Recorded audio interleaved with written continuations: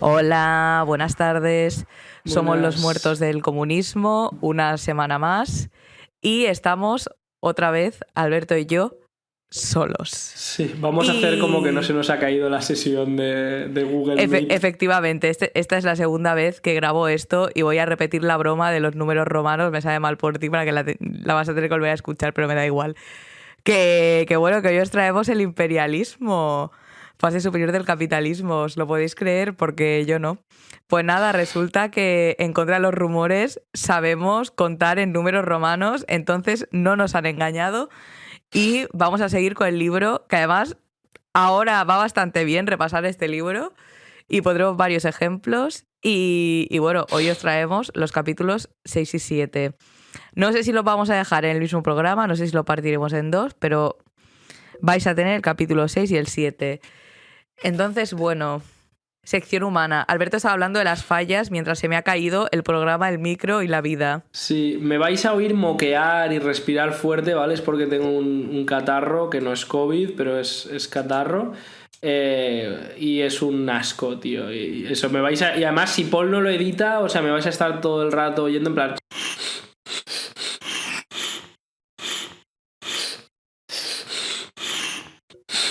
Porque me parece mucho más asqueroso mocarme aquí en directo. Y Nancy estaba diciendo que pese a todo bien, porque la semana pasada fueron fallas que digo que en general la gente, yo creo que sabe lo que es en España, pero igual me he encontrado mucha gente que no sabe la magnitud que tienen como fiesta, ¿vale? En toda Valencia provincia y algún pueblecito que no está en Valencia provincia, bueno, y no tan pueblecito, ¿vale? Tipo Benidorm, que es una fiesta que lo para todo, ¿vale? O sea, es como... Bueno, la temática es el fuego y la pólvora, es un poco la típica festividad mediterránea de quemar cosas porque viene la primavera, pero a lo grande. En plan, se hacen unos monumentos, uno por barrio prácticamente de las ciudades o más, y de hecho más de uno por barrio y más de uno por municipio, por pequeño que sea el municipio. Normalmente hay un monumento de estos, son monumentos de por expand, ¿vale? La idea es o de madera o tal, que cuando están un poco en mitad de las calles son de grandes, pues desde el tamaño de un adosado, ¿no? De una vivienda unifamiliar hasta un edificio de 5 plantas, ¿vale? Cuestan mucho dinero, ¿vale? Desde un coche de gama alta hasta igual pues 300.000, 400.000 euros las fallas más grandes. Y hablamos, ya digo, de que igual cada 3 calles hay una en cualquier pueblo de la provincia fácilmente. Hay casales que son como las agrupaciones de falleros, de la gente que organiza y más vive la fiesta. Yo no soy fallero, pero me gustan bastante las fallas y siempre me acoplo a los falleros, a sus cosas de fiesta. Se ponen trajes tradicionales, desfilan por ahí con música y se hacen, bueno, un poco se organizan sus cosas. Y la parte más curiosa es que el día de San Josep, el día de San José, se quema todo, ¿vale? O sea, todos esos monumentos de centenares de miles de euros pues se queman la misma noche, que es la nit de, bueno, la crema, ¿vale? La quemada en castellano, que vamos, es casi herejía traducir eso. Y el otro gran tema es que se tiran petardos, ¿vale? Sobre todo los niños, pero bueno, no solo. Es en cada puto no bajo solo has tirado tu petardo, que parece que no hay tienda ahí, de repente aparece una tienda de pirotecnia y empiezan a vender petardos, pero fuertecitos, ¿eh? Y nada, yo aquí, desde aquí dar todo mi apoyo frente a los amargaos que hay, si es que los petardos hacen mucho ruido, es que bla bla bla, ya lo sé, que se asustan las mascotas, pero tío, es que... Bueno, como valenciano apoyo totalmente las fallas, acríticamente. Y nada, no hay mucho más, o sea, pero sí que de verdad que si no sabéis lo que son o la magnitud que tienen, buscadlo en YouTube o lo que sea, porque vais a flipar, o sea, vais a alucinar. Yo tengo una duda. Sí, adelante. Vale. No sé si se me estaba escuchando o no, pero bueno. Estoy yo un poco tensa. No es una duda sobre las fallas, sea una duda de si está todo on y se me está escuchando. Ahora sí, pero hasta que me has dicho tengo una duda, no. Vale, te he preguntado si has tirado tu petardos, pero veo que por tu contestación y tu apología a los petardos veo que sí. Este año no, pero la última vez que hubo fallas, porque se cancelaron 2 años consecutivos por la pandemia, por supuesto. O sea, yo era el típico niño rata que de repente se paraba la carretera comarcal porque había hecho estallar una botella de vidrio enorme al lado de la carretera y los vidrios caían encima de los coches, ¿vale? Y cosas así, o sea, que todo niño valenciano que se precie lo habrá hecho, supongo, ¿vale? Pero sí. Ahora menos, Vale. ¿sabes? O sea, normalmente es algo que o haces cuando sales de fiesta o algo así, o sobre todo lo hacen pues la gente, eso, hasta 15 años, por ahí. Pero aún así es un pasote, o sea, tú piensas lo que es que... O sea, estamos hablando de material que además la policía hace la vista gorda o no sé si es que directamente es legal, pero que estamos hablando de, coño, de petardos que hacen mucho ruido y son potencialmente muy dañinos que A ver, es que los puedes tirar petardos por la calle. tienen una categoría más o menos alegal. Y de hecho hay una persona en mi familia que es que fue una de las pirotécnicas más famosas y tal, que tiró petardos para el rey y todo esto. Muy heavy, que me enteré como hace relativamente poco. Pero vamos, que sí que hay una situación medio alegal rara. Yo era niña bombeta, porque yo como persona que he tenido problemas por incendios, a ver, no incendios heavy, pero yo sí que tenía tendencia a, yo que sé, veía algo y lo que me hago un mechero y cosas así, y una vez casi me prendo fuego a mí misma, entonces pues mis padres se relajaron un poco con el tema de darme cosas que estallasen. Y nada, y me daban las bombetas y ya está, una infancia muy triste. Me hubiese gustado petar la botella y cortar una carretera, pero casi me prendí fuego en una mesa camilla y entonces pues poco fuego para mí. Claro, si hubieras sido valenciana, eso hubieran sido tus fallas. Yo, por ejemplo, me pasó con 12 años o por ahí con un amigo de aquella época vaciar toda la pólvora de los petardos, hacer un montón súper grande para prenderle fuego y pasó lo que tenía que pasar, que es que nos salió una llamarada hacia la cara y nos dejó prácticamente sin pestañas. Literalmente, o sea, nos quedamos sin casi vello facial, ¿sabes? Rollo, pestañas y cejas a tomar por culo, estábamos rarísimos. Sobre todo él, a mí no me pilló tan de lleno.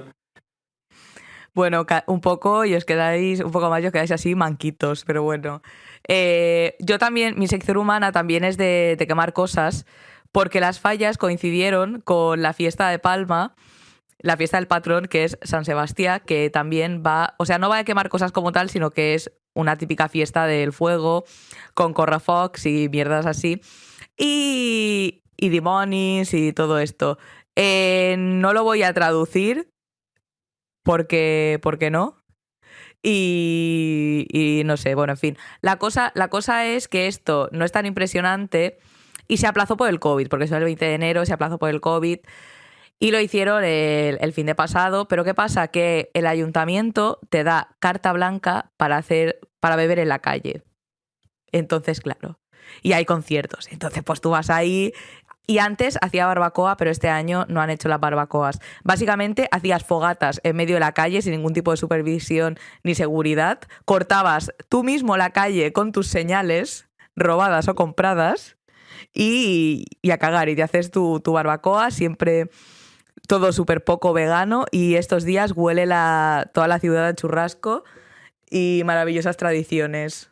Es que en Mallorca somos un poco salvajes. No, pero es que en general es como que en la zona mediterránea hay una franja del año, digamos hasta San Juan, en la que no en todos los sitios la misma fecha, pero hay una semana en la que vale todo.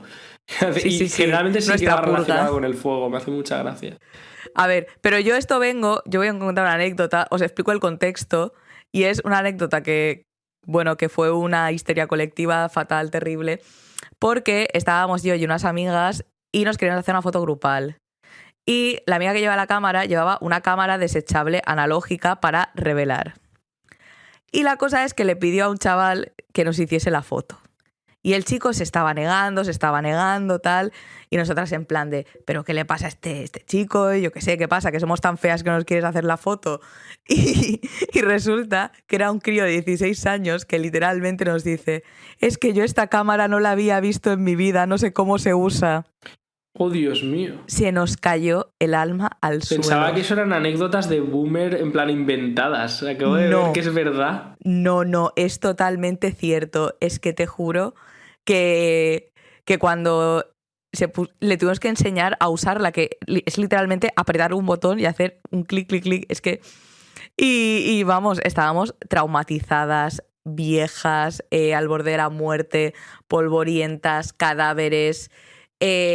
ataúdes, trágico. A ver, también tiene poco mundo, el chiquillo, porque con 16 años, joder, aunque no lo haya gastado, no sé, o sea, alucino. Vale. Es que, madre mía. es que le sacó 10 años a este chaval, que yo me siento súper cerca de los 16, en plan de decir, guay, es que casi soy adolescente. Y ya me pasó que coincidí en un karaoke con unos chavales que casi, o sea, que por X o por Y casi terminó siendo profesora suya. Pensaba que ibas a decir algo así como no sabían cómo se usaba un micro o algo así. No. Buscaban el botón táctil de la silla. Sí, y yo en plan, toda petarda, toda niñata ahí, me encuentro los chavales estos, el sitio este, en plan de odio, y yo en plan de, Dios mío, casi llego a ser vuestra profesora. En fin, la vida es triste, pero el imperialismo es aún más triste, así que... Vamos a ello. Buena. Vale, buena vamos a empezar. circular. Vamos a empezar con el capítulo 6 y Alberto quería hacer un speech resumiendo los puntos fundamentales del capítulo, porque sí que es verdad que es un capítulo que toca bastantes cosas y la verdad es que todas bastante interesantes.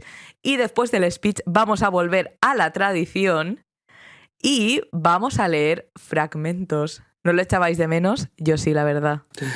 Sí, porque a nosotros nos permite ponernos en autopilot. Ya, la verdad es que sí, pues se puede disociar ahí un rato mientras el otro lee, que creo que leeré yo todo el rato este. Sí, yo tengo takes preparadas, me lo he preparado mucho, pero la verdad que coger citas y subrayar no, porque tenemos una edición que muy guay, que es de Pekín y toda la hostia, pero no, está protegida. O sea, no sé quién coño ha hecho un libro sobre el imperialismo y luego ha tenido los huevos de ponerle contraseña para que no puedas ni subrayar. Yo he subrayado tipo y lo he apuntado tipo como si fuese una enmienda y me he apuntado las takes al lado y ya está. Ella analógica, como la cámara y vieja. Pues bueno, a ver, el punto principal, un poco el eje que os sirve de hack para entender el conjunto del capítulo, porque si no nos vamos a perder en detalles, que es lo que pasa con muchos libros de Lenin, es o te pierdes en detalles o lo ves súper simple y luego no sabrías aplicarlo. Entonces... voy a dar un poco el eje central, ¿vale? Para entender a fondo este capítulo, más allá de los ejemplos que luego pongamos o de la aplicación que luego le queráis dar. La clave es la siguiente. De los muchos puntos que se han ido tratando sobre el imperialismo, hay dos importantes para este capítulo. Uno es el monopolio y otro es la exportación de capitales. Entonces, el monopolio provoca estancamiento. ¿Esto qué quiere decir? Luego pondremos 80.000 ejemplos, lo explicaremos mejor, pero al final la idea es que cuando una empresa puede anular a la competencia durante mucho tiempo y controlar a la demanda de muchas maneras, tiene menos motivación para mejorar el proceso productivo que una empresa que necesita competir, es decir, del capitalismo anterior a los monopolios. Pero es que además también tiene más dificultades para mejorarse a sí misma. ¿Por qué? Porque la cadena de mando es más larga, hay más intereses cruzados dentro, hay más inercias. Cualquiera que trabaje para una gran empresa sabe que hay un montón de guerras entre departamentos y mierdas de esas, ¿vale? Y luego, por otro lado, bueno, eso hace que sea menos eficiente invertir en el aparato productivo de los monopolios. ¿Por qué? Porque al final, si tú sabes que la Coca-Cola se va a vender sí o sí y tendría que ser esto, la matanza del aceite de colza, pero protagonizada por Coca-Cola, para que Coca-Cola se rehaga el proceso productivo o haga un rebranding, pues coño, Coca-Cola no va a invertir dinero en mejorar el producto. Todo el dinero que gane, lo normal es que lo invierta en otras cosas, si no, está perdiendo dinero. Pero por otro lado, está la exportación de capitales, que quiere decir, que esto ya lo habíamos visto, que llega un momento en que los capitalistas ganan tanto dinero en un punto histórico determinado en el que empiezan a llevarse parte de esas inversiones fuera, a países más pobres, injertan, como le encanta decir a Lucía, burocráticamente injertan sus negocios, sus fábricas, sus redes de distribución en trozos de países o de territorios dominados, ¿vale? Por un medio u otro, y para fabricar más barato, ¿vale? Básicamente, para que nos entendamos, para producir más barato. ¿Qué ocurre? Este dinero, estas inversiones vuelven a los dueños de esas empresas y son tributos de todo el mundo que llegan a países imperialistas, ¿vale? Entonces, ¿qué quiere decir esto? Quiere decir que si yo soy el dueño de IKEA, aunque, vamos, el dinero que yo hago lo hago de poder fabricar muebles baratos en países más pobres y en países dominados, de vender esos muebles en todo el mundo, pero ese dinero vuelve a manos de los amos de IKEA, ¿vale? A Suecia. O lo mismo podríamos hablar de los préstamos que hace el Banco Santander en Latinoamérica o las inversiones que pueda hacer Zara en Brasil o que pueda hacer en Bangladesh para producir más barato, ¿no? Se ganan unos beneficios que proporcionalmente son mucho mayores a los negocios de los países que sirven de sede a esos monopolios, a esos monopolios a escala global. Vale, ¿qué ocurre? Ocurre que incluso, aunque no paguen demasiados impuestos, esa riqueza termina cayendo por goteo. También pondré un montón de ejemplos que me he preparado luego, pero termina cayendo por goteo. ¿Por qué? Porque ¿qué van a hacer los ricachos? Digamos, llega ese dinero a manos del 0,1% de la población, esto que les gusta a los socialdemócratas tipo Bernie Sanders. Ese 0,1% más rico de la población no vive solo. Ese 0,1% más rico de la población dice, vale, ¿y qué hago con toda esta riqueza? Para empezar, pago un montón de mandos altos, intermedios y bajos que mantienen mi cadena productiva en marcha, que disciplinan a la mano de obra. Pero luego de eso sobra un montón de dinero, porque claro, hay un montón de pasta que viene de negocios que, como hemos dicho, no vale la pena reinvertir en ellos porque son monopolios, es que no lo van a necesitar hasta que no les estalle en la cara.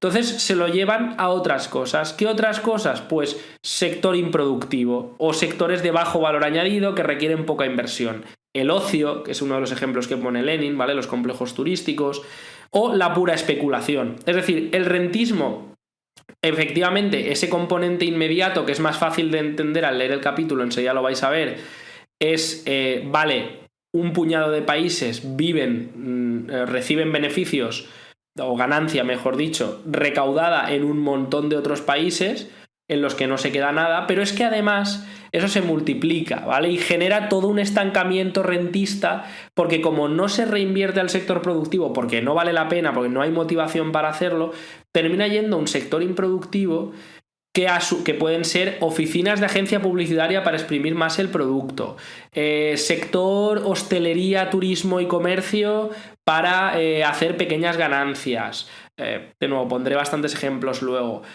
O simplemente pura especulación financiera, desde los Bitcoin hasta la bolsa, hasta los fondos de inversiones buitre, hasta los alquileres. Todo eso, a su vez, va premiando a toda una capa intermedia, que también pondré un huevo de ejemplos luego, ¿vale? Dueños de franquicias, dueños de asesorías, dueños de negocios de distribución, que toda esta gente, a su vez, va a reproducir este rentismo. Van a ir saltando de negocio en negocio, de pequeña inversión en pequeña inversión. Por ejemplo, lo típico, ¿vale? En el sector inmobiliario, sí, los grandes fondos buitre y bancos son un problema, pero sabemos que gran parte del problema viene a través de supuestos pequeños propietarios que tienen pues 5, 6, 7 viviendas en alquiler y viven de eso. Y además tienen un trabajo cómodo que les permite vivir de eso, ¿vale? Entonces, ese conjunto es el que tenemos que entender para entender este capítulo y los ejemplos que vamos a ir poniendo. Es decir, estructuralmente, algo que probablemente nos presentarían como algo muy propio del siglo XXI, pues yo qué sé, el auge del sector audiovisual, el auge de las franquicias de comida rápida. Todo eso que suena muy a siglo XXI, en realidad es algo que está estructuralmente escrito en el código fuente, ¿no? En la base del capitalismo, y que Lenin ya detecta.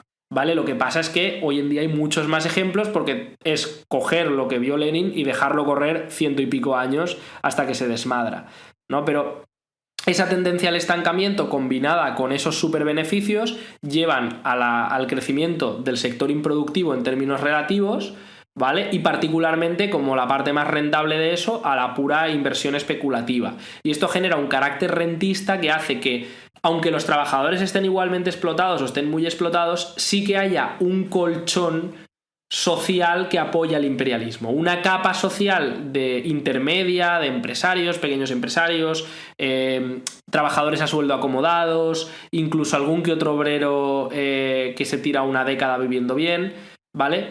Que viven, hacen su vida, sus ingresos y sus comodidades gracias a ese rentismo, gracias a esa combinación de factores que hace que exista esa especulación, ese sector improductivo, que les permite medrar.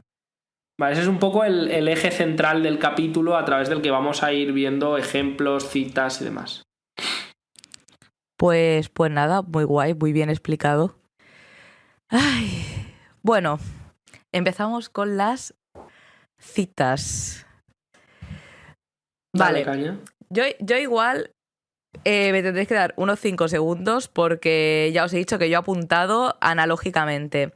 Vale, la primera cita, porque ahora además, después de la intro, lo vais a vincular súper bien y tal. Os la leo. Me encanta porque he apuntado dónde empiezan, pero no dónde terminan. O sea que igual os leo el libro entero. Voz de audiolibro.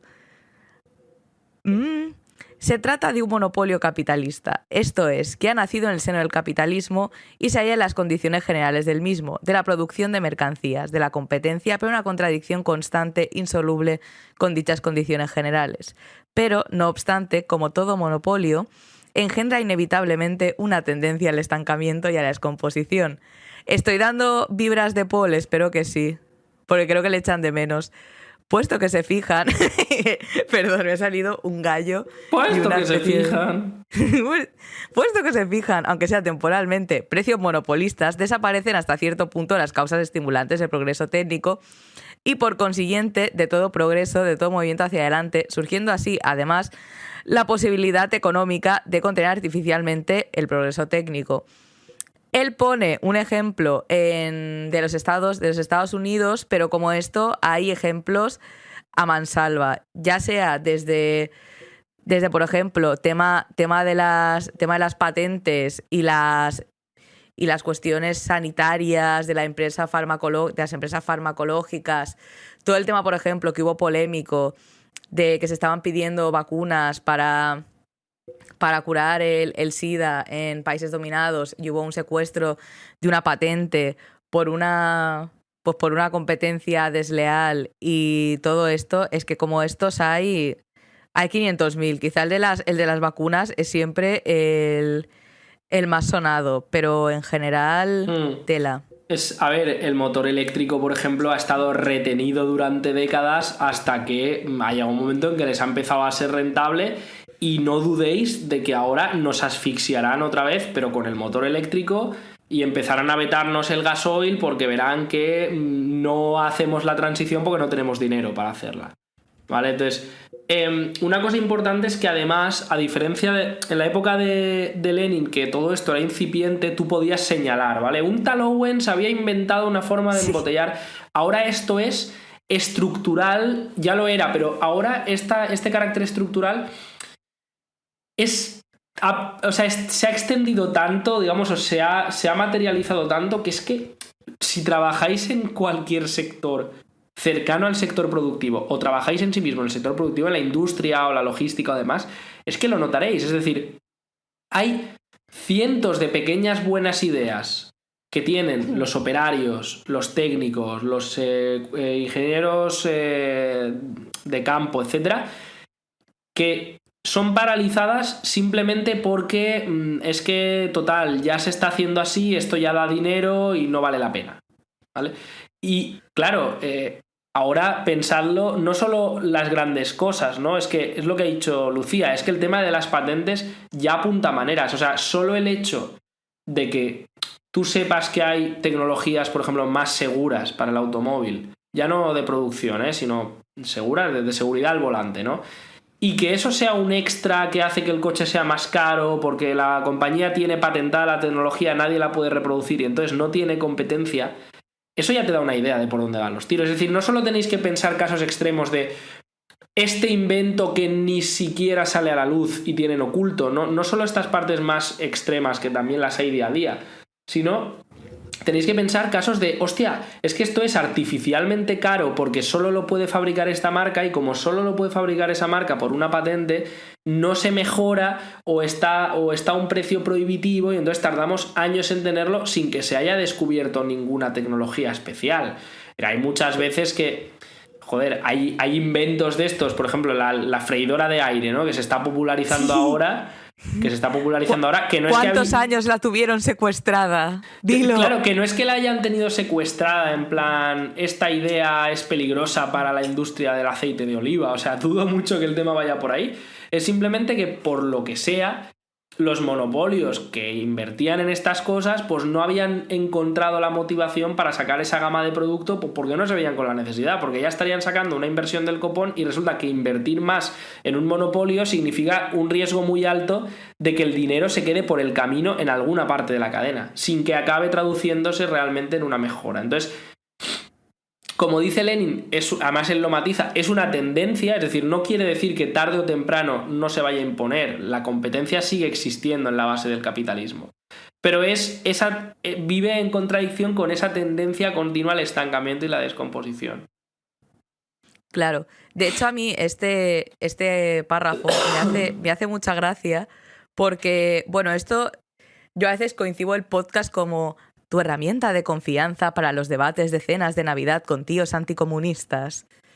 Y es bastante curioso porque todo este sector de pequeño burgués o otro sector, al menos de esta tendencia, que hacen que literalmente su religión es el libre mercado y todas estas cosas, después tú ves que al final la realidad de lo que te explica la economía política, porque es que Lenin no saca las hot takes de la nada, sino que Lenin estudia y ve los números y ve las gráficas y ve todo precisamente este argumento maravilloso de es que el comunismo frena los avances tecnológicos y vais a vivir todos con coches de mierda hasta que os muráis.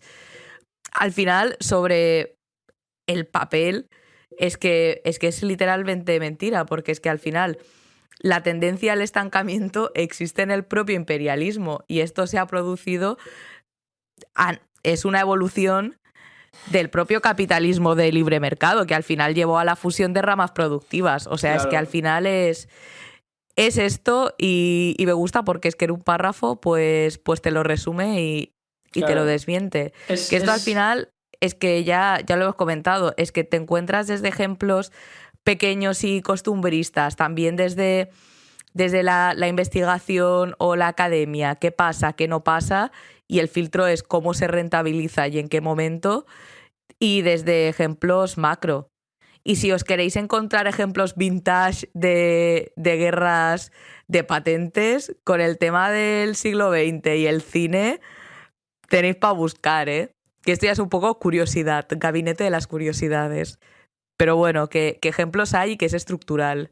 Claro, y de hecho con lo que comentas, ¿vale? Del estancamiento y tal, eso es una clave. Hay una frase de Lenin que es: el monopolio es un hecho, ¿vale? Es decir, no estamos debatiendo qué pasaría si de repente, por culpa del comunismo, hubiera un gran monopolio de Estado. No. Los monopolios ya son un hecho, ya se despilfarra todos los días materiales, ya se maltrata a la gente, ya se fijan precios. Lo que estamos diciendo es, vale, ese monopolio que ya es un hecho, que es la única manera en la que cuando ha crecido lo suficiente las fuerzas productivas pueden funcionar, que son los monopolios, la agregación en grandes cadenas controladas por pocas manos, vamos a pasar a controlarlas por muchas manos, ya que es la única manera, porque la economía ha crecido y no podemos tirar una bomba nuclear y empezar otra vez desde cero a reconstruir en competencia libre para que vuelvan a nacer los monopolios dentro de 1000 años. Tenemos que ver qué hacemos, ¿vale? Entonces, ese tenemos que ver qué hacemos es, vale, tenemos la oportunidad de poner todos los conocimientos técnicos acumulados en los monopolios en común y sustituir el dinamismo que daba la codicia, la necesidad de acumular más capital que tenían los capitalistas privados, va a ser sustituida por la necesidad que tenemos otros de vivir bien. Probablemente no dé lugar al tipo de grandes saltos espectaculares que se vieron en el capitalismo primigenio, ¿vale? Porque no los necesitemos. Es decir, si no los damos será porque no los necesitemos, porque no sintamos que hace falta dar ese tipo de saltos. Pero el monopolio ya está ahí, ya es lo que hay, no se Monopolios puede haber existen. otra cosa. No hay vuelta atrás, que eso lo veremos más en el capítulo siguiente. Si quieres, seguimos. Sí, Vale, voy a sacar la cita de la exportación del capital. Disculpadme porque es que vuelvo de entrenar y estoy un poco como borrachera intelectual y me río sola ya, un poco desquiciada. Vale, voz de audiolibro. Esta vez son 4 líneas y no voy a hacer ningún gallo.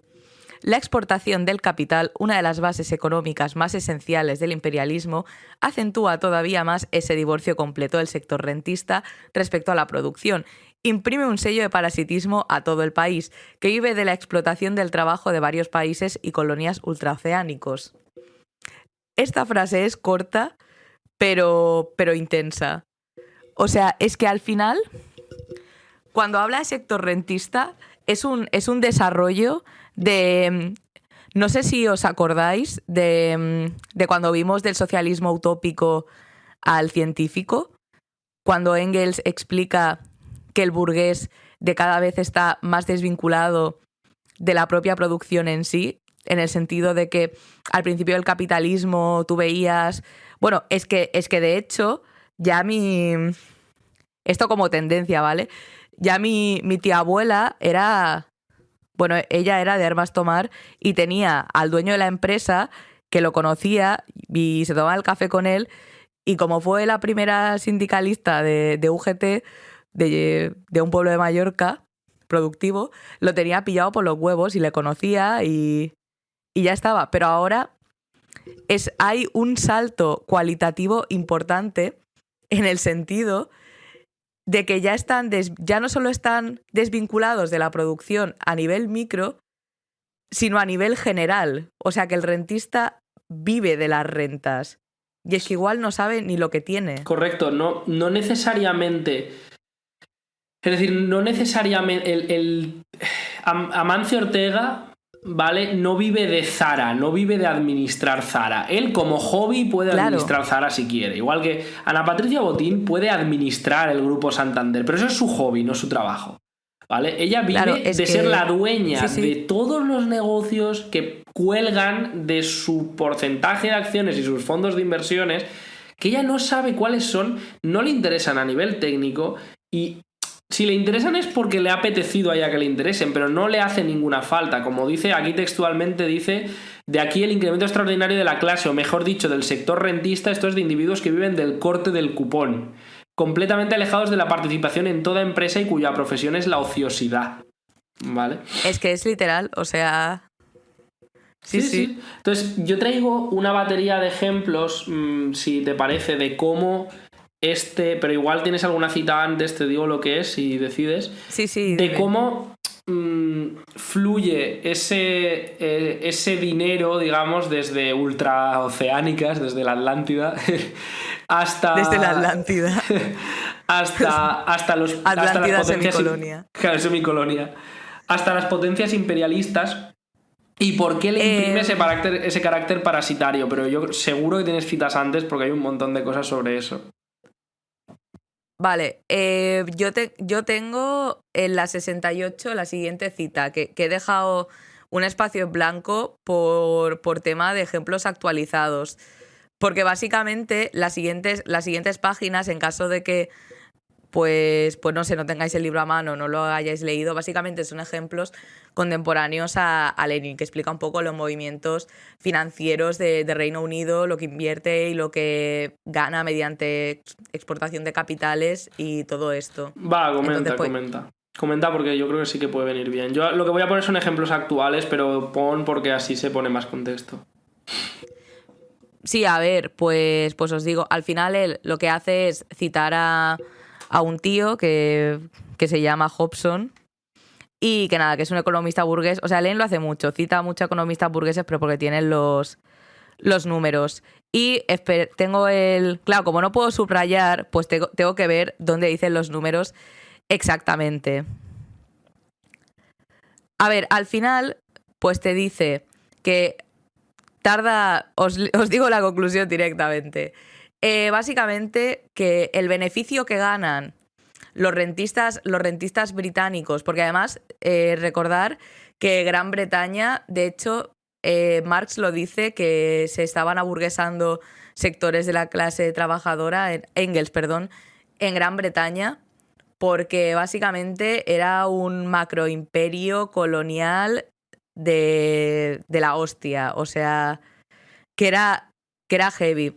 Entonces, en la época de Lenin ya estaba bastante consolidado como país imperialista tocho, y entonces básicamente lo que Lenin explica, porque al final hay argumentos que sostenían, que decía, bueno, es que exportan también capitales, pero también hacen otras cosas, que esto ya lo veremos luego en la defensa del imperialismo, que al final es como, hacen esto, pero bueno, y otras cosas.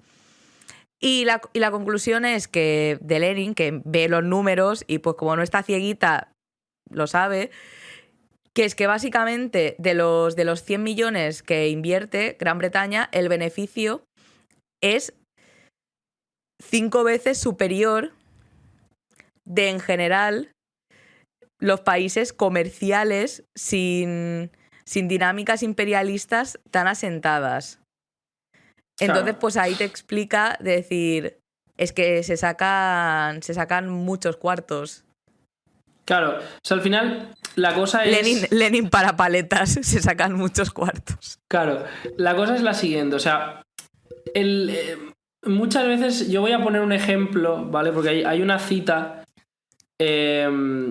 que a mí me gusta, que dice: el estado rentista es el estado del capitalismo parasitario y en descomposición, y esta circunstancia no puede dejar de reflejarse tanto en las condiciones políticas sociales de los países correspondientes en general, como en las dos tendencias fundamentales del movimiento obrero en particular. Eso lo hablaremos más tarde, pero este concepto del estado rentista, ¿vale? Es... a medida que se van desarrollando los países imperialistas y van tendiendo sus redes por el mundo, nos encontramos como de todo el planeta llegan riquezas, ¿vale? Por distintos medios, acaban llegando beneficios que se quedan en dueños de empresas de países con una población y un volumen de negocio mucho menor a los beneficios que se están obteniendo, ¿vale? Los casos más descaradamente evidentes serían los paisitos estos de Centro Europa, que tienen súper poquita población, súper poquita industria, o una industria muy muy localizada en 3 o 4 cosas, sobre todo hacen I+D, pero que de repente, coño, tienen unos estándares de vida que son superiores al de incluso muchos otros países imperialistas, ¿no? Entonces, esto tiene mucho que ver con esto del rentismo, y voy a explicar varios mecanismos por los cuales este rentismo, ¿vale? Esta afluencia de beneficios, de plusvalía hacia los centros imperialistas, imprime un cierto carácter parasitario a toda su sociedad, ¿vale? Es decir, acaba afectando incluso a algunas partes de la clase obrera, pero principalmente a capas intermedias. Vale. Uno de estos ejemplos sería el de los estados rentistas, que lo son abiertamente. Normalmente son estados donde ha gobernado la socialdemocracia muchos años y tienen tasas impositivas muy altas, ¿vale? El caso de manual sería Suecia. Vale, Suecia es un país que es muy popular entre socialdemócratas y gente de izquierdas porque cobra grandes impuestos a sus empresas, a las empresas más ricas, y gracias a ello paga muchos derechos sociales, digamos, muchos servicios públicos. Vale, esto es la imagen conforme te la presenta la socialdemocracia. Pero vamos a pararnos a pensar un poco. Suecia es un país poco poblado, con pocos recursos, tiene recursos naturales por un tubo, ¿vale? Pero no es de lo que más vive, y que resulta que tiene entre sus muchas empresas, tiene una, ¿vale? Particularmente conocida, que es IKEA, ¿vale? IKEA, si tú le cobras a IKEA pongamos una barbaridad, un 50% de impuesto de sociedades, y a sus ejecutivos les cobras un 60% de la renta que cobran, ¿vale? Aún así, todo ese dinero tú no lo estás recaudando del negocio que IKEA hace en Suecia. IKEA puede ser IKEA porque IKEA fabrica en países pobres. IKEA puede ser IKEA porque IKEA vende en medio mundo. ¿Y qué tiene IKEA en Suecia? Tiene su sede, sus directivos, ¿vale? Su centro de operaciones. Entonces, que en Suecia el Estado cobre un 50% de impuestos a IKEA significa que directa y abiertamente dinero recaudado en todo el mundo se lo embolsa el Estado sueco. Con ese Estado sueco genera un enorme sector improductivo público que está puramente para administrar la sociedad burguesa de una manera un poquito más cómoda para todo el mundo. Y además para otorgar una serie de servicios públicos pequeñitos para los trabajadores y demás que son superiores a los de la media de los que los trabajadores tienen, ¿vale? De tal manera que literalmente esto va a imprimir un carácter, claro, claramente va a imprimir un carácter parasitario a la sociedad, ¿no? Es decir, podemos ver cómo puede haber un aburguesamiento en Suecia, no ya de los trabajadores, al final el que es pobre y al que lo explotan por trabajar en los astilleros, lo explotan por trabajar en los astilleros y punto. Pero estamos hablando de que entre ser el currela peón y ser el 1%, entre medias hay mucha gente. Hay muchos mandos intermedios, hay muchos propietarios de pequeños comercios. Y obviamente no es lo mismo ser el dueño de un pequeño comercio en Bogotá que ser el dueño de un pequeño comercio en Estocolmo. ¿Por qué? Porque en Estocolmo, si tu negocio no llega a fin de mes, tendrás un montón de planes de inversión de los bancos a los que les sobra dinero para darte. Si en Estocolmo no llegas a final de mes tu negocio, aún así tienes alquileres sociales por un tubo a los que puedes acceder, tienes un sistema sanitario muy sólido, tienes unas calles seguras en las que sabes que no te van a atracar una banda de chavales, ¿no?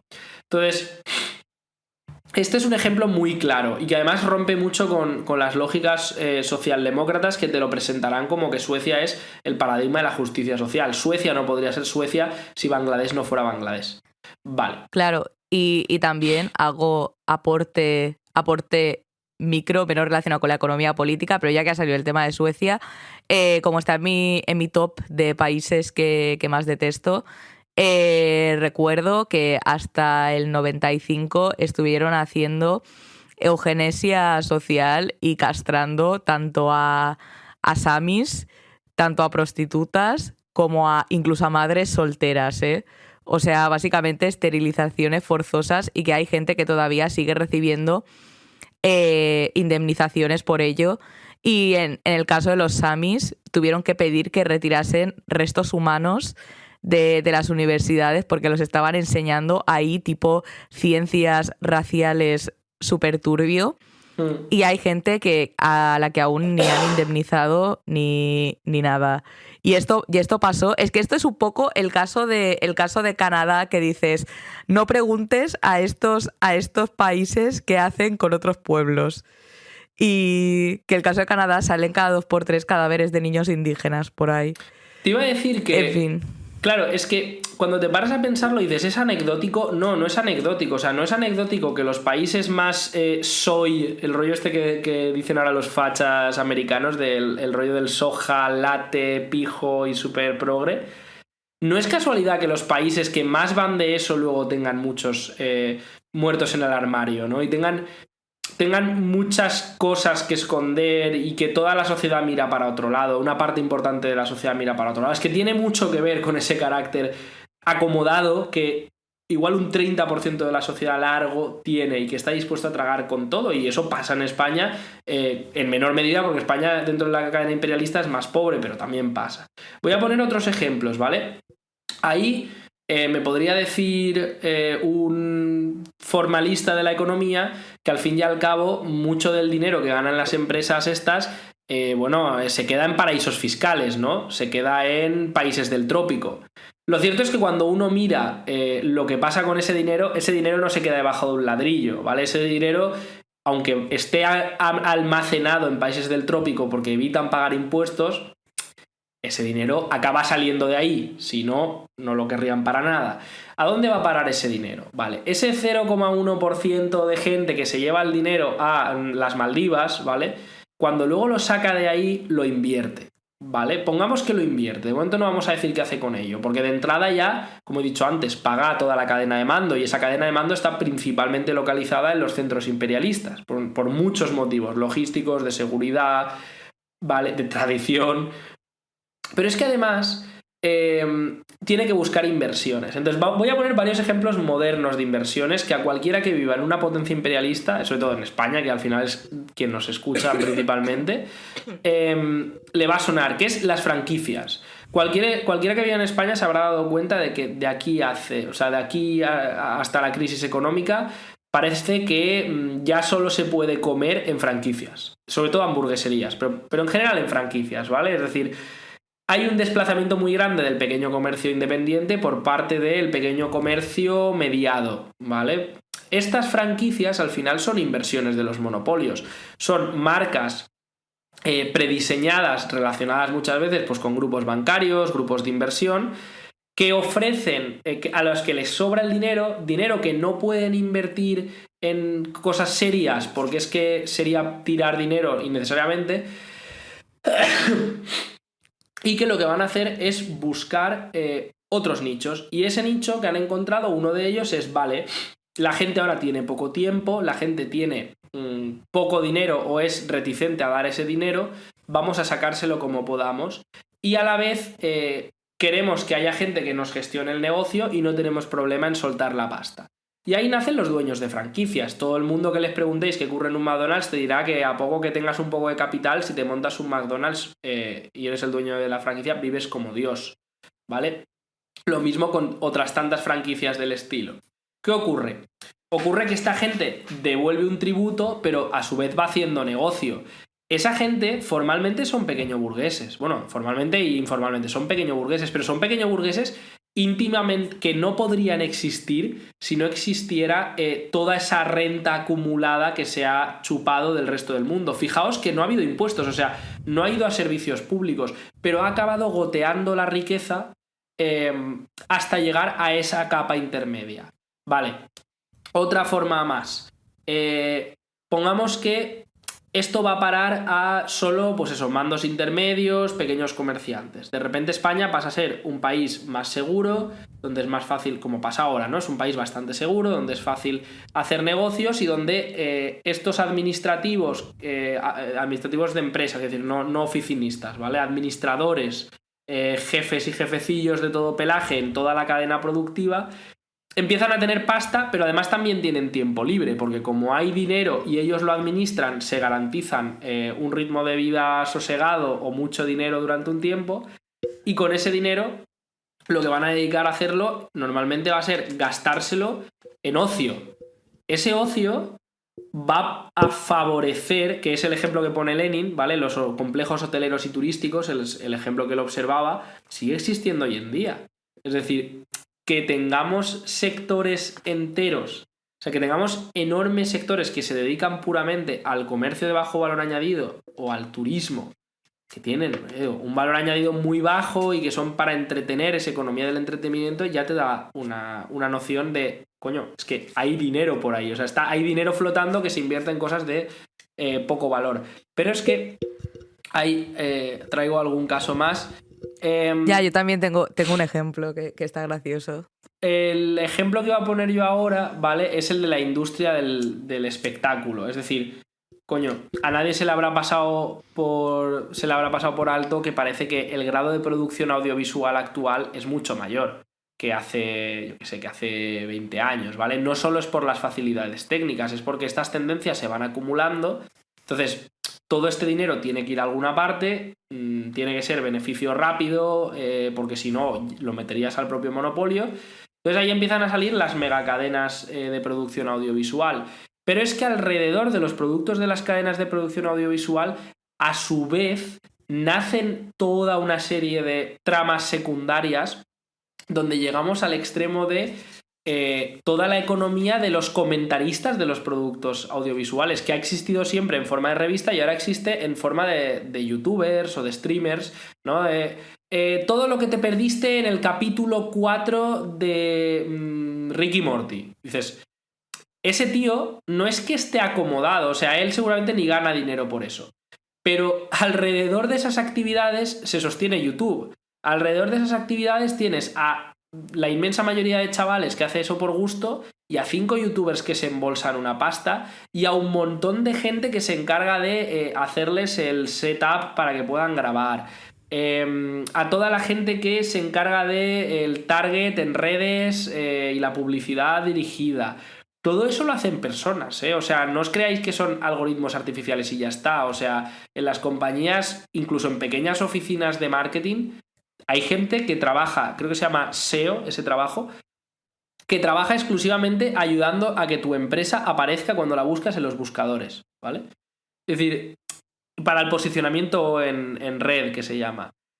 Todos estos empleos no son empleos privilegiados, son empleos de hecho muchas veces muy precarios, pero las empresas, los amos de esas pequeñas y medianas oficinas, por ejemplo, que viven de eso, sí que viven de ese sector rentista. No existirían si no sobrara dinero que hay que invertir en cosas no productivas, ¿vale? Y eso hace que exista una enorme capa media favorable al orden social. Esa es una clave, ¿vale? Sí. Y de hecho, yo tenía otro ejemplo que voy a comentar rápidamente, pero ya me conocéis y sabéis que si no hablo del mundo del arte, al menos una vez por capítulo, ya no me tengo que ir, o sea, ya no cumplo con mi cupo, ya no tiene sentido que yo esté aquí. Hay una relación bastante curiosa, porque hay una cadena que es inversión y después especulación, que es básicamente la relación. Bueno, todo el negocio del mercado del arte es puramente especulativo, o sea, no hay nada que no sea especulativo ahí. La cosa es que muchas veces, si miráis galerías o cómo funcionan las galerías de arte o las casas de subastas, vais a ver que muchas veces están asociadas a monopolios financieros, en el caso de Estados Unidos, o en el caso de galeristas o galerías pues, del Estado español, a grandes cadenas inmobiliarias. Entonces, aquí se ve un poco esta cadena de inversiones. O sea, el dinero acumulado se va a las inmobiliarias y a partir de las inmobiliarias, a ver, se pueden tomar muchísimas vías. La del mundo del arte es otra de las vías. Pero es bastante curioso porque al reinvertir este dinero en mercado artístico, que el mercado artístico, ya os digo que es puramente especulativo, sirve por una parte para invertir súper rápido en algo que será una tendencia espontánea, como son los gustos o la moda en el mercado artístico, y de hecho esto se puede calcular. Y después nuevas formas de atraer clientela y dinero fácil vía especulación. De hecho, los famosos NFTs... Correcto, o sea, voy a hablar del ejemplo este. Los muñecotes estos salen directamente de las galerías con un impulsito de Elon Musk, creo que fue, que invirtió bastante en los NFTs, y a partir de ahí hay un boom especulativo muy, muy, muy fuerte al que todo el mundo se suma, y se siguen generando capitales, ya sea NFT, ya sea que da un boom de comprar cuadros perdidos de Artemisia Gentileschi, o sea, básicamente sigue la misma base, pero la gente de los NFTs es bastante más pesada porque son los criptobros. Sí, de hecho, iba a finalizar los ejemplos con el caso de criptomoneda y NFT. Para mí es un caso súper claro. Es decir, la criptomoneda, al final, es una red de arrastre del capital financiero para hacer una transferencia de rentas invertida de gente pobre a su bolsillo de nuevo. ¿Por qué? Al final, las criptomonedas y todas estas es inversión sin nada físico detrás. Es decir, es una apuesta a cómo irán las apuestas, ¿vale? En lugar de apostar al caballo secretaria, pues tú apuestas a la propia moneda. Apuestas a que mucha gente como tú va a apostar y a que tú vas a ser más listo que el resto para sacarlo antes. Cuanto más tiempo libre tienes, y más formación académica en este tipo de mierdas, formación académica o autodidacta, este tipo de Vale, mierdas ¿puedo hacerte un paréntesis rápido? Sí, claro. Que además esto mismo genera nuevos pequeños burgueses. Exacto, eso es porque lo que iba a todo decir. se plaga de academia para la inversión. Claro. Que después igual son sectas o son pantallas de humo. Claro, eso es lo que iba. Es decir, ya de por sí el rentismo es algo que favorece estructuralmente a la pequeña burguesía porque presupone que tienes tiempo para especular, para invertir, que es algo que la mayoría de gente no puede hacer, ¿vale? Por falta de tiempo, recursos, formación. Pero es que eso va subiendo en cadena hasta, vale, ¿quién tiene un volumen suficiente como para engañar al algoritmo? Y ahí es donde entra la gracia. Es decir, cuando Elon Musk, a través de, 800 bots, 800 cuentas falsas, hace que, pongamos que Elon Musk tiene 1000 cuentas falsas controladas a través de una empresa pantalla, ¿vale?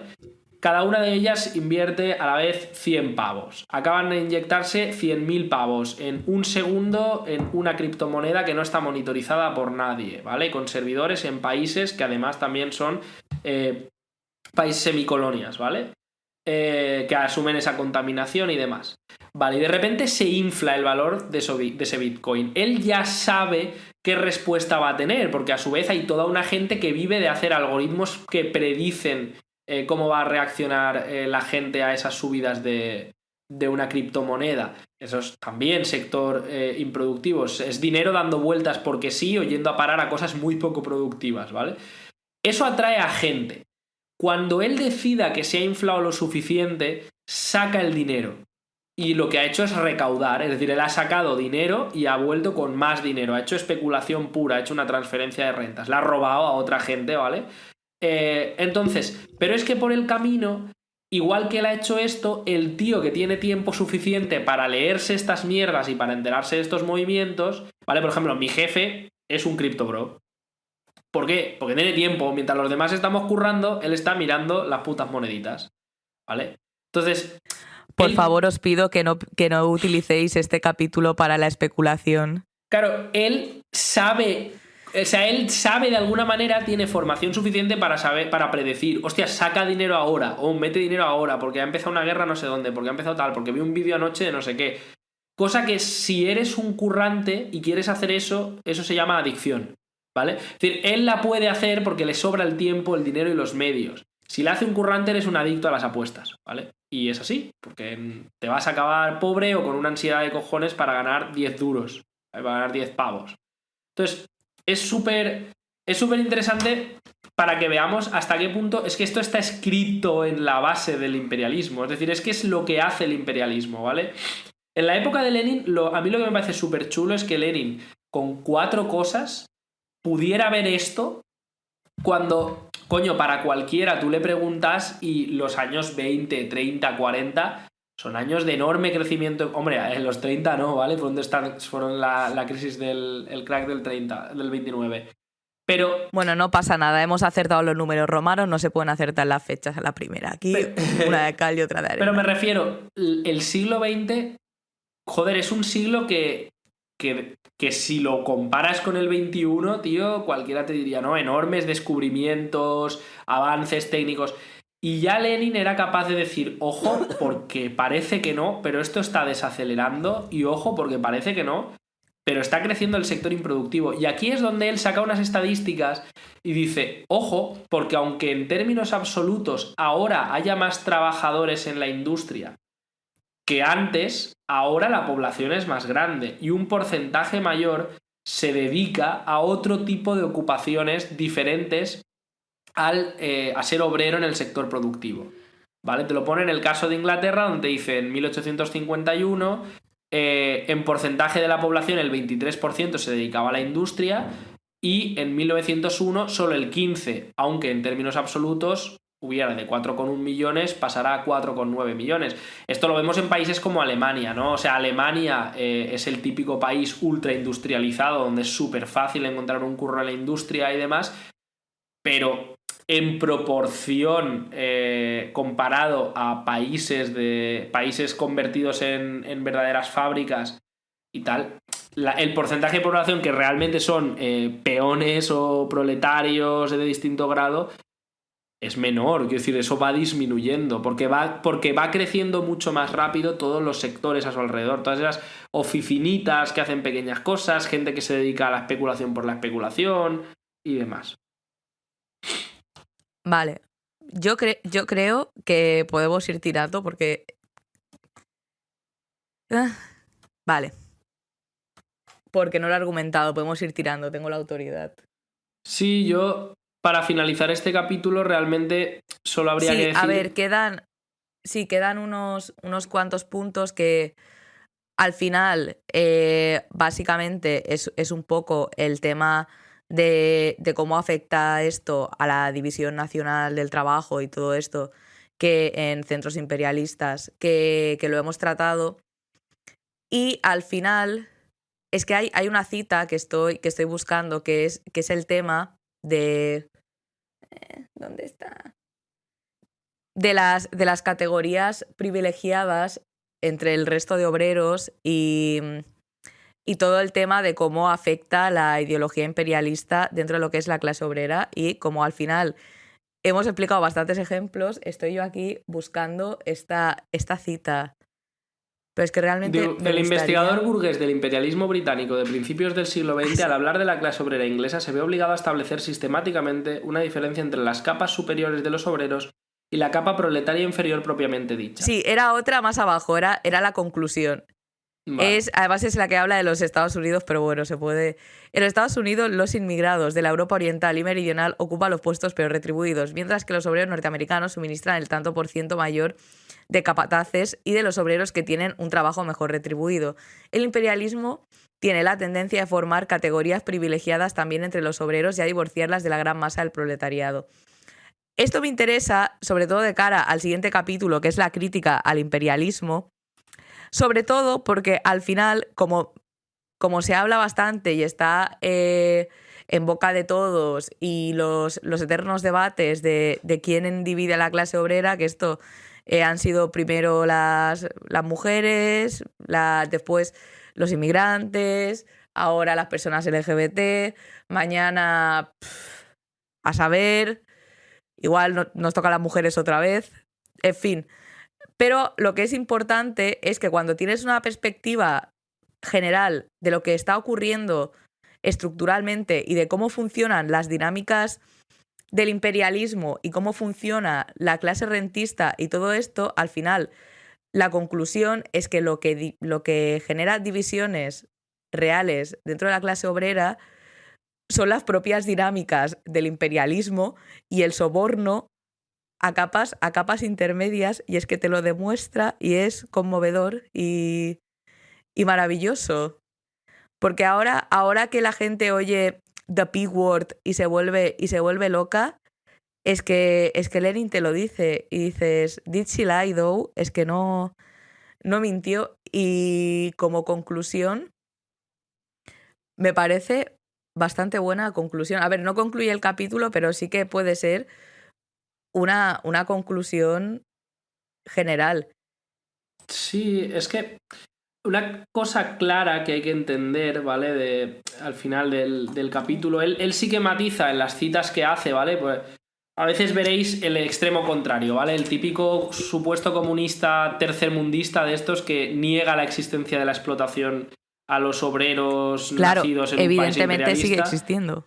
Siempre te sacan la cita esta de... Es que en Gran Bretaña Engels decía que los obreros están completamente aburguesados. Lenin dice, ojo, porque aunque la tendencia existe, tenemos que entender que esa cita es de cuando la única potencia imperialista del mundo era Gran Bretaña. Entonces, claro, en ese momento, y solo en ese momento, Gran Bretaña tuvo el dominio absoluto del mundo durante unas décadas y pudo permitirse comprar a la inmensa mayoría de su clase obrera. Claro. La clave es que al final, entre esas capas medias, acaba habiendo una parte de la clase obrera, ¿vale? Incluso de la clase obrera productiva, incluso de la clase obrera más puteada.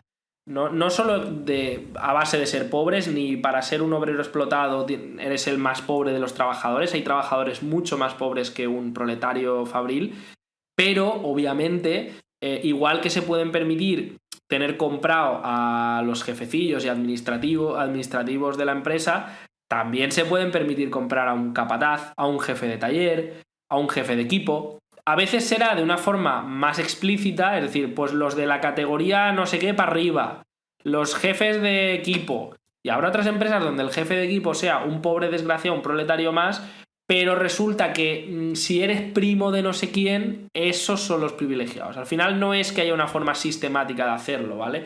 Y esa gente... se refiere a que estas dinámicas existen. Claro, esa gente es la que en la Gran Bretaña de principio del siglo XX llenaba los sindicatos y las cooperativas principalmente, pero lo que hay que extraer de eso no son los mismos que llenan los sindicatos hoy, que ya os aseguro que suelen ser al revés, suelen ser los más puteados que al final acaban animándose a sindicarse, o de empresas donde la sindicación es posible, ¿no? Es decir, y punto, porque resulta que son más y le han echado más narices. No, estamos hablando de, en general hoy en día esto se traduce en, son la mayoría de trabajadores que participan activamente de la política, de los que se molestan en seguir la política burguesa, que opinan, ese grueso de asalariados que están dispuestos a seguir la política burguesa, sí viene de esta capa. Claro, porque a lo acomodada. mejor pueden recibir una onza de esta política. Claro. O por ejemplo, en la representación laboral no es nada raro que las empresas se compongan listas de representantes de los trabajadores absolutamente comprados, que no están ni afiliados a un sindicato y que a lo mejor pues sí van por listas de un sindicato pero no tienen ni el carné. Esto es súper común en las empresas también. Lo digo porque muchas veces desde fuera tú lees esto con 16 años y dices, pero es que todos los sindicatos son básicamente de los obreros privilegiados y chimpún, se acabó. No, esta es la voz de cuando tienes 16 años. Sí. Y bebes demasiado Monster y kebabs. Sí. Bebes kebabs. Eso no se considera ni bebes kebabs. Yo ni los masticaba, los engullía como un pato. Vale, entonces... Lo importante de esto es que al final son la gente que participa de la política capitalista, aunque sean obreros, con esa postura reformista, ¿vale? No es el hecho de si tienes carné, eso depende del momento histórico. En la Gran Bretaña a principios del siglo XX la forma era pertenecer a los sindicatos y cooperativas. Hoy en día probablemente sea más fácil que seas delegado en tu empresa, delegado por parte de la empresa en la práctica, o que seas concejal por tu pueblo, ¿vale? O que seas supervisor o lo que sea. Vale. Y lo que iba a comentar también es esta última clave que da, que es el rasgo distintivo de la situación actual consiste en la existencia de condiciones económicas y políticas tales que forzosamente han tenido que acentuar la inconciliabilidad del oportunismo con los intereses generales y vitales del movimiento obrero. El imperialismo embrionario se ha convertido en un sistema dominante. Los monopolios capitalistas han pasado al primer plano en la economía nacional y en la política. El reparto del mundo se ha llevado a su término. Pero por otra parte, en vez del monopolio indiviso de Inglaterra, vemos la lucha por la participación en él entre un pequeño número de potencias imperialistas, lucha que caracteriza el comienzo del siglo XX. El oportunismo no puede ahora resultar completamente victorioso en el movimiento obrero de un país durante decenas de años, como triunfó en Inglaterra durante la segunda mitad del siglo XIX. Pero en una serie de países ha alcanzado su plena madurez, la ha sobrepasado y se ha descompuesto, fundiéndose del todo bajo la forma del social chauvinismo con la política burguesa, que es en lo que vivimos ahora. Es decir, ahora mismo el imperialismo ya no se puede permitir tener comprada una parte muy significativa de la clase obrera durante mucho tiempo. Sí, puede haber la típica época, tipo la de Aznar, ¿sabes? Que todo el mundo te lo dice. La gente más apolítica es que, joder, cuando Aznar es que se vivía muy bien en este país, claro, porque hubo un momento de burbuja económica en la que, y al principio del gobierno Zapatero también, en la que los sueldos eran muy altos, la seguridad laboral era relativamente alta, pero es que eso fue un espejismo. Es decir, ahí casi no se puede hablar ni de acomodo. Es decir, el imperialismo intentó reproducir esa dinámica de España invadiendo países y siendo próspera y todo el mundo pudiéndose tener su BMW, su casa, etc. Pero a los 8 años aquello reventó por todos lados. Porque ya no es posible. Es decir, eso dejó de ser posible en el momento en que las potencias imperialistas necesitaron empezar a pelear entre sí, y se ha ido haciendo más imposible aún según se agrava la tendencia a la caída de la tasa de ganancia, ¿vale? Por parte del capitalismo. Entonces eso es lo que vivimos ahora. La socialdemocracia, en la medida en que va perdiendo la posibilidad, se va convirtiendo cada vez más en esa parte negociadora y además va perdiendo cada vez más la posibilidad de dar, se ha convertido por completo en un no solo la socialdemocracia en plan el PSOE, es decir, el reformismo como espacio político se ha convertido por completo en una herramienta del imperialismo, ¿vale? No puede ser de otra manera, tiene que estar absorbida por sus dinámicas de Estado y tal. Claro, efectivamente, o sea, ya lo vemos ahora, sube el SMI un par de duros, pero después suben los precios de bienes de consumo, de combustibles, de la luz. Todo esto porque está pues imbricado en las dinámicas imperialistas. Claro, y los partidos de gobierno que supuestamente pues, son la leche, no pueden hacer más que o llorar por nosotros, que es lo que hace Podemos, o decirnos que nos jodamos, que es lo que hace el PSOE, y que no pasa nada. Hombre, es o llorar o hacer el 4.558avo infográfico de hemos subido el SMI. Este es el partido que ha votado los trabajadores españoles. Mientras estás un poco de decir, es que no voy a volver a sacar el tema de las facturas de la luz porque ya lo hablamos hace 2 podcasts, pero no deja de joder. Y ahora la gasolina y el gasoil, que ya te digo que muchos proletarios lo notamos mucho. Sí. Yo porque soy chica que no conduce, pero...